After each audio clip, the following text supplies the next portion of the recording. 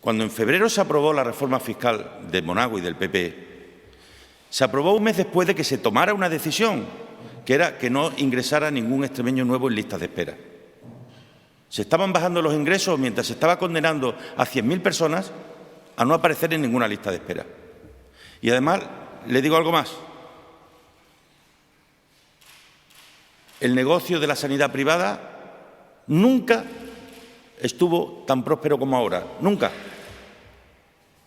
Por eso el PP ha introducido una enmienda en los presupuestos generales del Estado para que las pólizas privadas desgraven. Si todo cuadra, si el problema no era, a ellos no les importa que hubiera 100.000 personas sin estar citadas en ningún sitio, todo cuadra. Tú generas una enorme bolsa de gente esperando para ser atendida, posteriormente desgravas fiscalmente las pólizas privadas y consigues el negocio. Un partido al servicio de los negocios, como ha estado toda su vida, un partido al servicio de los negocios. Ese es el Partido Popular. Otros estamos al servicio de la gente y del servicio público. Por eso este no es un debate de si subes o bajas impuestos. Este es un debate sobre si la sanidad es sostenible o no sostenible.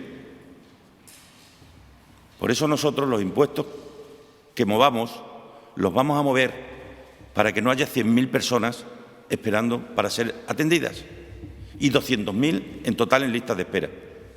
Porque de esos 200.000 hay algunos a los que el PP le ha bajado los impuestos que pueden pagarse la sanidad privada, pero hay otros muchos que no.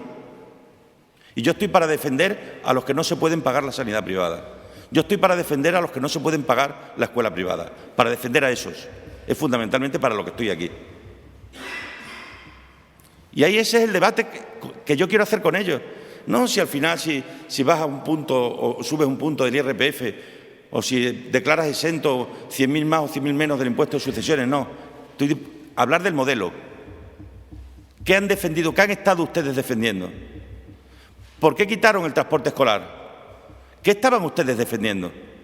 ¿Por qué suprimieron el que la gente entrara en listas de espera? ¿Por qué bajaron los impuestos? ¿Para qué? Para que aquellas personas que se lo pueden pagar no necesiten de lo público. Y esa es la diferencia. Esa es la gran diferencia. Y de eso estoy dispuesto a debatir cuando quieran.